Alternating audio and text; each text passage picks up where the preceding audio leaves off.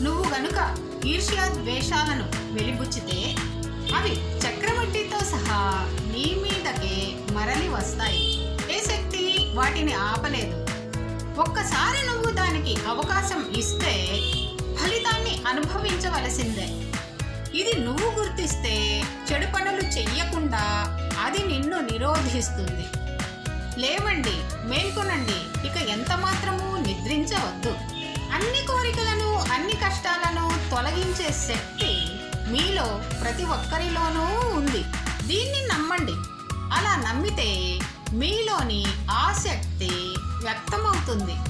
ఆ అనంత శక్తి, అపార విజ్ఞానం, అప్రతిహతమైన ఉత్సాహం మీలో ఉన్నాయని మీరు భావిస్తే వాటిని బయటకు తీసుకువస్తే మీరు నా మాదిరి కావచ్చు అన్నారు స్వామి వివేకానందుల వారు.